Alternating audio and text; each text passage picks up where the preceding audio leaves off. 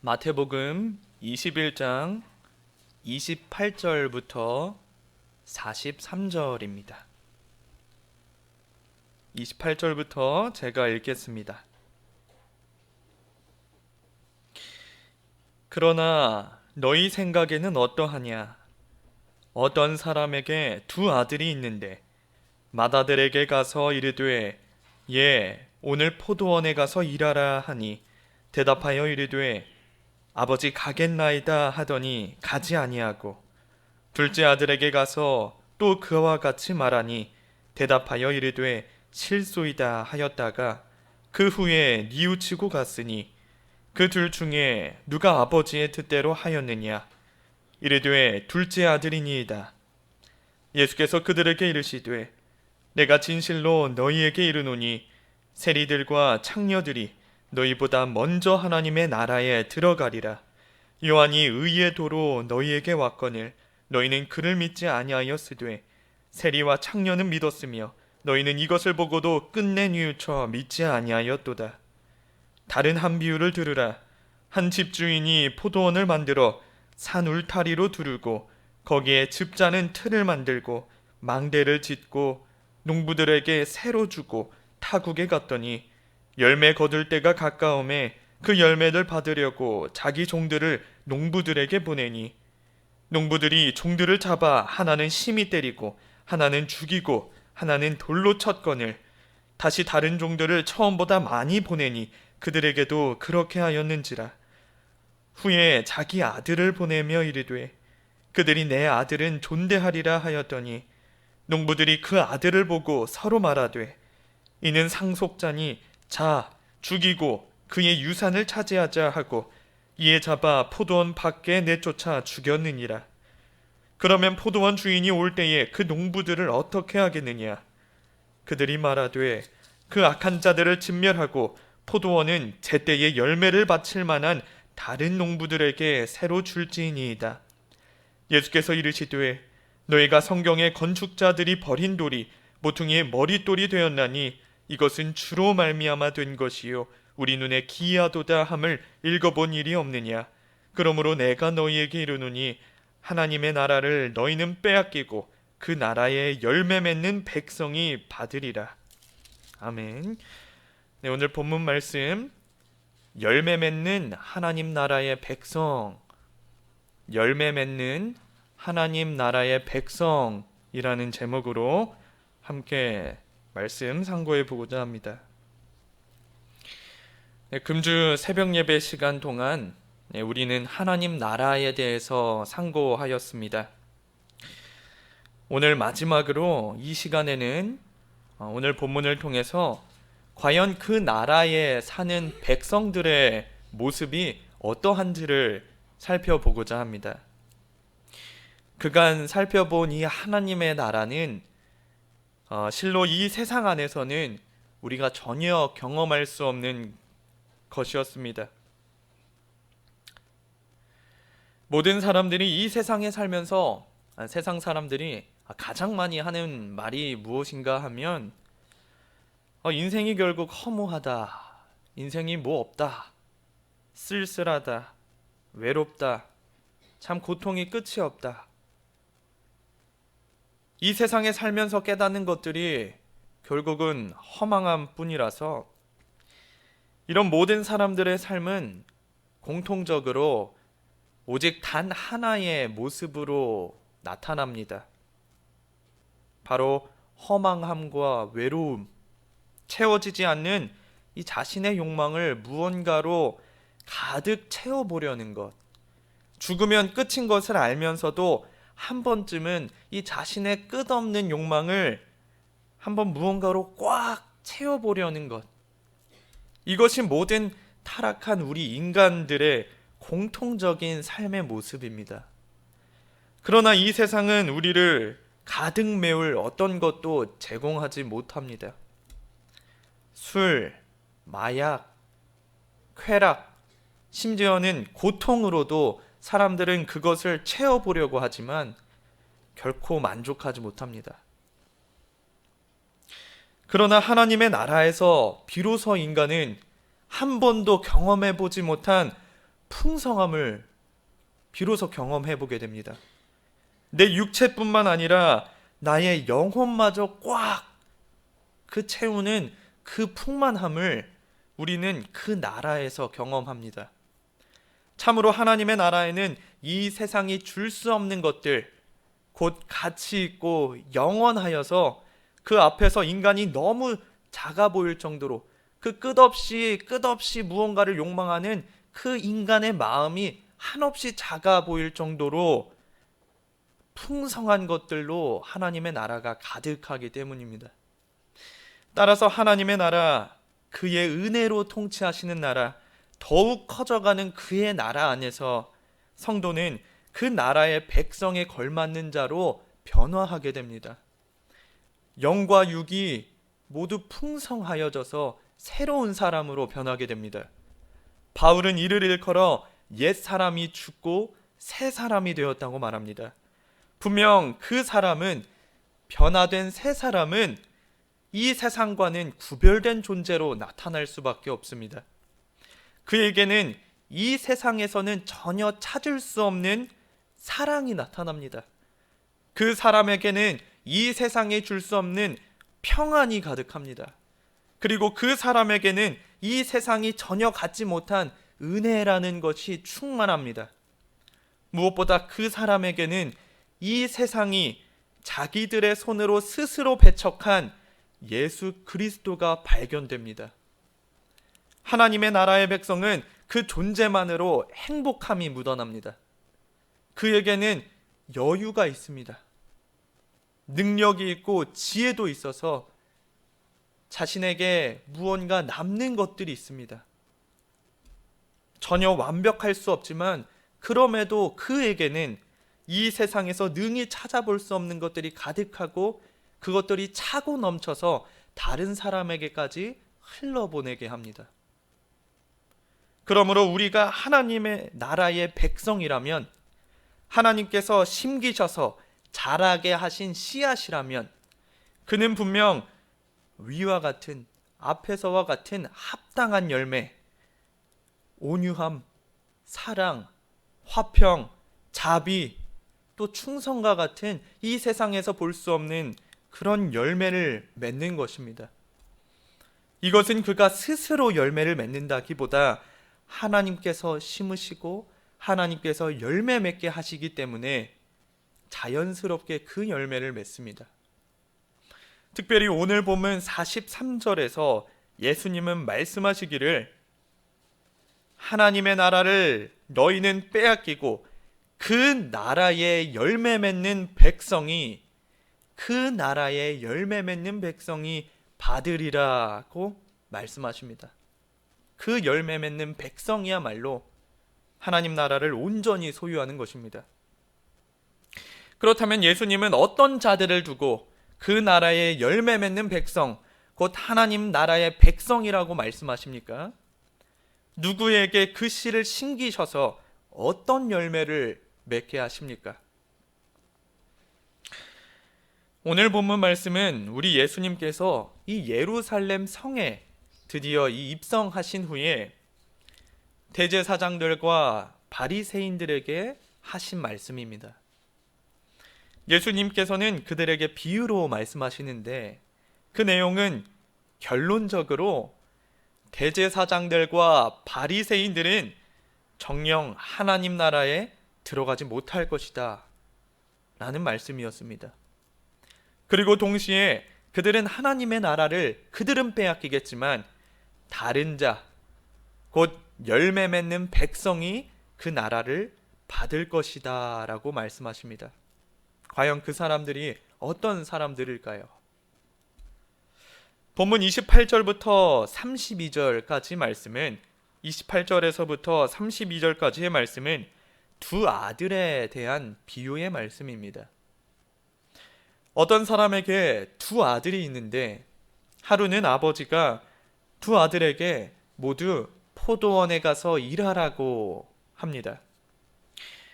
이에 첫째 아들은 아버지 가겠나이다 했지만 가지 않았습니다.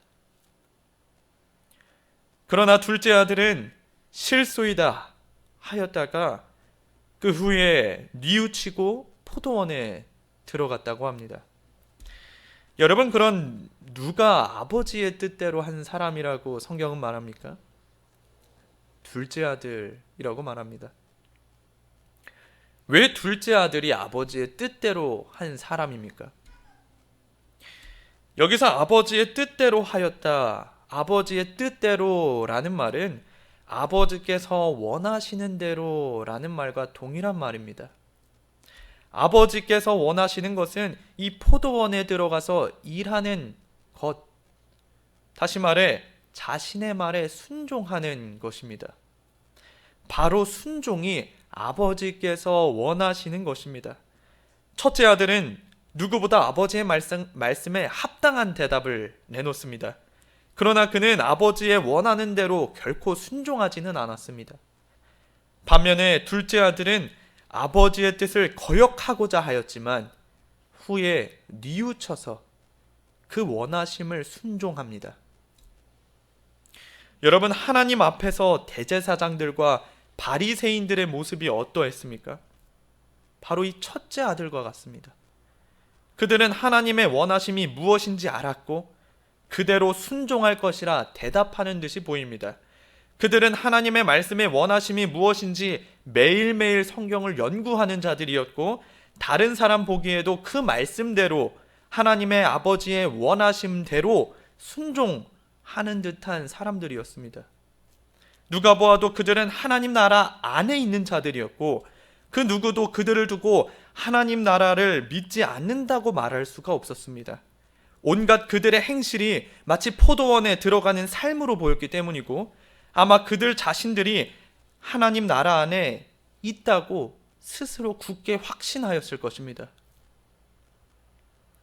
그러나 여러분, 예수님은 항상 그들을 두고 비판하시기를 회칠한 무덤들아, 독사의 자식들아, 외식하는 자들아 라고 말씀하십니다. 왜 그렇게 말씀하십니까? 정녕 그들의 마음속에는 전혀 다른 것이 자리 잡고 있었기 때문입니다. 그들은 겉으로 참 하나님 나라의 백성의 모습을 띠고 있었지만 그 속에는 전혀 그 열매 맺을 것이 하나도 있지 않았습니다. 그것이 바로 무엇입니까? 하나님에 대한 사랑입니다. 요한복음 5장 42절은 예수님께서 바로 그들을 두고 말씀하시기를 하나님을 사랑하는 것이 너희 속에 없음을 알았노라. 그들의 속에는 하나님을 사랑하는 것이 전혀 없었습니다. 겉으로는 하나님을 위한 모든 행위를 하였지만 실제로 그 마음에는 하나님에 대한 사랑도 없었고 하나님께로부터 오는 영광을 구하는 마음도 전혀 없었습니다. 그들은 매일 시간을 따라 기도하였고 하나님께 예배드리며 무엇보다 모든 율법을 지키고 살아가려고 온갖 충성을 다하였지만 그것은 하나님을 사랑해서가 아니라 오히려 자신을 사랑하고 자신을 나타내기 위한 것이었기 때문이었습니다. 사랑하는 성도 여러분, 바로 이것이 우리가 경계해야 할 모습입니다. 그들은 하나님을 사랑함이 없었습니다. 하나님을 사랑함이 없는 사람은 결국 자기 자신을 사랑하는 것이 그 모든 행동의 이유가 됩니다. 심지어 그가 포도원을 들어갔다고 해도 그것은 아버지의 뜻에 전혀 합당한 순종이 될 수 없는 이유는 그 마음에 순종하고자 하는 마음, 전적으로 하나님을 사랑하는 마음이 아니라 자신을 사랑하는 마음에서 비롯되었기 때문입니다. 여러분, 오늘날 우리의 모든 신앙의 행위가 포도원에 들어가는 것이 하나님 나라 안에 거하는 우리 모든 삶의 행위가 어느 것으로부터 비롯되고 있습니까? 내가 하나님을 사랑해서입니까? 내가 하나님을 갈망해서입니까? 아니면 그것이 나의 의를 드러내기 때문입니까? 우리의 원수인 마귀가 성도들을 그 하나님 나라에서 빼오기 위해서 가장 즐겨 사용하는 것이 바로 이것입니다. 내가 마치 하나님 말씀에 잘 순종하는 것처럼, 하나님을 위해서 하는 것처럼 생각하게 하는 것, 그렇게 믿게 하는 것, 이것이 대제사장들이 빠졌던 죄였고, 심지어 바울마저도 예수님을 만나기 전에 빠져 있었던 모습입니다. 여러분, 지금 내가 하나님 나라 안에 있습니까? 그런데 그 나라 안에 있으면서 과연 하나님을 사랑하는 마음이 넘쳐나서 그 마음 하나로 그 뜻에 순종하고 있습니까? 하나님에 대한 사랑, 하나님을 사랑하는 마음은 무엇보다 죄를 미워하는 것으로 나타납니다. 선을 사랑하면 사랑할수록 그 모습은 그만큼 악한 것을 미워하는 것으로 나타납니다. 그렇기에 하나님을 사랑하는 사람은 오히려 그만큼 죄인인 자신의 모습을 미워합니다. 혐오합니다. 자신에게서 찾을 수 있는 것이라고는 더러운 죄악밖에 보이지 않기 때문에 그런 자신의 모습을 매일 부인하고 슬퍼합니다. 오히려 하나님을 사랑하는 사람은 자신이 하나님 나라의 백성이라는, 자기가 구원받은 사람이라는 그런 확신을 오히려 강하게 가지지 못합니다. 그는 매번 자신이 죄의 구렁텅이에 다시 빠질 때마다 그 확신을 자신에게 두지 못하고 오직 유일하게 믿을 수 있는 하나님을 끌어안기 시작합니다. 그러나 거짓 신자들, 곧 하나님에 대한 사랑이 없는 사람들, 하나님 나라에 거하지 못하는 사람들은 오히려 항상 구원에 대한 확신에 가득 차 있습니다. 그들의 확신은 자신들이 죄를 짓는 가운데에서도 조금도 사그러들지 않습니다. 조나단 에드워즈라는 신학자는 이 신자들이 갖는, 참된 신자들이 갖는 거룩한 감정들에 대해서 연구하면서 이렇게 말합니다. 거듭나지 못한 사람은 자기 기만과 자기 긍정과 자기 확신에 차서 하나님과의 관계가 안전하다고 확신한다. 거짓 신자들은 이 주제 넘은 가정에 가까운 확신으로 겁없이 일관하는 반면에 참된 신자는 겸손하고 신중하게 구원의 확신을 끌어안는다. 외식하는 자와 달리 진정한 신자는 자신의 죄성을 깊이 깨닫고 그 죄성이 자신을 호도하여서 거짓된 안정감에 머물 수 있게 하는 가능성에 아주 민감하게 깨어 있다. 외식하는 자는 스스로 깨끗하고 괜찮은 사람이라고 생각하는 반면에 참된 신자는 자신의 실패와 타락을 항상 경계한다. 여러분, 현재 나는 어떤 사람입니까? 따라서 이러한 참된 신자에게 나타나는 가장 큰 열매가 무엇입니까? 바로 뉘우침이라는 회개의 열매가 항상 뒤따른다는 것입니다. 그는 자신에게서 어떤 선한 것도 발견하지 못하고 오히려 자신의 실패와 타락을 항상 경계하는 사람으로서 어느 순간 그가 가진 잘못된 것에서 돌이켜 뉘우침의 열매를 맺습니다.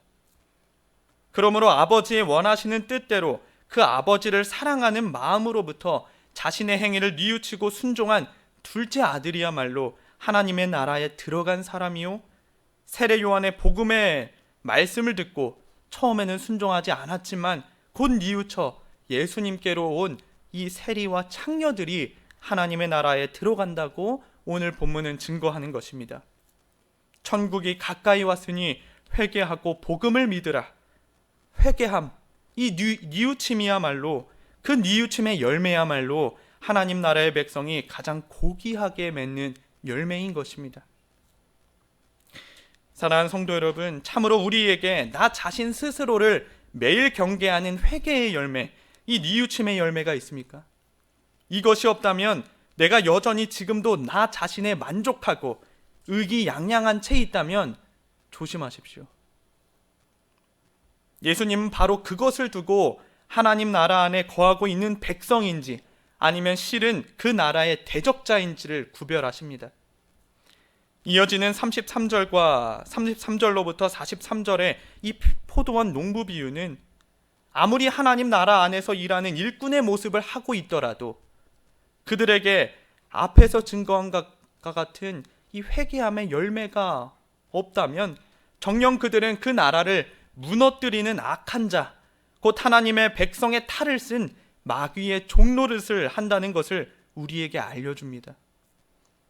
집주인이 포도원을 만들고 그 가운데 일하는 농부들을 불러 모읍니다. 여러분, 마태복음 20장에서 우리는 포도원에서 일하는 품꾼들이 참으로 하나님 나라 안에 초청받은 자였음을 살펴보았습니다. 이와 같이 그 포도원에서 일하고 있는 농부들 또한 하나님 나라 안에서 그 백성으로서 열심히 일을 하는 자들로 묘사됩니다. 그러나 정작 그 포도원에 열매 거둘 때가 되었을 때 그들은 어떻게 행동하였습니까? 34절부터 36절에 보면 그들은 주인이 보내는 종들을 잡아 죽이고 더 많은 자들이 오자 그들 또한 잡아 죽입니다. 참으로 하나님 나라의 일꾼된 자로서 열심히 주를 위해서 일하는 듯 보이지만 그들의 행위가 어떻습니까? 함께 수고하는 백성들, 그 나라의 종들을 잡아 죽입니다. 심지어 그들은 포도원의 아들마저 그의 유산을 차지하기 위해서 잡아서 포도원에 내쫓아 죽입니다. 하나님 나라 안에 있고 그 안에서 일한다 하는 일꾼 중에서 이와 같은 자들이 존재한다는 것입니다. 너무나 불행한 말씀이 아닙니까? 하나님의 나라 안에 위험이 도사리고 있다는 사실이 불행한 것이 아니라 하나님 나라의 백성이라고 하는 자들 가운데에서 실상 악한 자들이 있다는 것입니다. 그들이 누구입니까? 아들을 죽인 자입니다. 42절에 예수님은 너희가 성경의 건축자들이 버린 돌이 모퉁이의 머릿돌이 되었나니 이것은 주로 말미암아 된 것이요 우리 눈에 기이하도다 함을 읽어본 일이 없느냐. 예수님은 대제사장들과 바리새인들을 향해 이 말씀을 선포하십니다. 여기서 건축자들이 버린 돌, 이것이 바로 예수 그리스도입니다. 유대인들은 자신들이 생각하는 하나님 나라를 세워가면서 그 건물에 예수 그리스도라는 돌을 던져내버립니다. 하나님 나라 안에서 일하는 자들이 그 포도원 주인의 아들을 죽입니다. 그들의 마음속에는 진정 하나님을 사랑하는 마음이 없었습니다. 그래서 그들은 자신들의 만족과 유익을 위해서 하나님 나라 안에서 일하면서도 하나님 나라를 무너뜨리는 자들, 결국 하나님 나라 밖에 거하는 자들입니다. 그들에게는 뉘우침의 열매가 전혀 없습니다. 그런 일을 하면서도 자신은 하나님 나라 안에 있다고 강하게 확신합니다. 너무도 불행하지 않습니까? 43절입니다. 그러므로 내가 너희에게 이르노니 하나님의 나라를 너희는 빼앗기고 그 나라의 열매 맺는 백성이 받으리라. 예수님은 그런 자들에게서 결국 하나님의 나라를 빼앗으신다고 말씀하십니다. 오히려 예수님은 그들을 내쫓으시고 그 나라의 열매 맺는 백성이 그 나라를 받을 것임을 선포해 주십니다. 그 나라의 열매 맺는 백성, 그 나라의 열매 맺는 것이 무엇이었습니까? 바로 회개의 열매, 이 뉘우침, 자신을 부인하는 것, 악으로부터 계속해서 자신을 경계하는 것, 하나님을 사랑하는 마음으로부터 온전히 순종하는 것, 이것이 바로 그 나라의 열매입니다. 회개가 바로 하나님 나라의 열매입니다. 땅에 심겨진 씨앗이 싹이 되고 이삭이 되어 그 이삭에 충실한 열매가 자란다고 우리는 어제 나누었습니다. 바로 거기서 자라난 하나님 나라의 열매가 무엇입니까? 바로 회개함의 열매입니다. 회개는 진정 그리스도인에게 나타나는 열매이자 하나님 나라의 백성이 장차 하나님의 온전한 나라를 받을 믿음의 증거인 것입니다. 그러므로 과연 나에게 이 열매가 있습니까? 나는 오늘도 지금도 이 열매를 맺으며 하나님 나라 안에서 살아가고 있습니까? 하나님은 추수 때가 되어서 그 열매를 받으러 오실 것이고 우리를 더 온전한 나라로 인도하실 것입니다. 바로 그때에 자신을 부인하는 회개의 열매가 내 안에 있게 하십시오. 오늘도 그 열매를 가지고 이 세상을 능히 감당하며 살아가시는 우리 모든 하나님의 백성들 되시길 바랍니다. 다 같이 기도하겠습니다.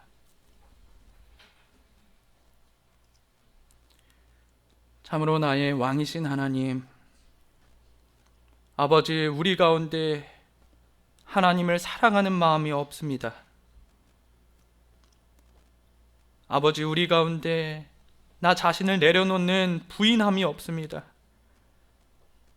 아버지, 그런 자들에게 하나님의 나라를 빼앗긴다 말씀하셨는데, 아버지, 우리가 하나님 나라에서 일하는 참된 일꾼이라면 아버지, 우리로 하나님께서 능히 하나님께서 일하심으로 우리의 마음에 그 회개함의 열매가 맺히도록 인도하여 주시옵소서.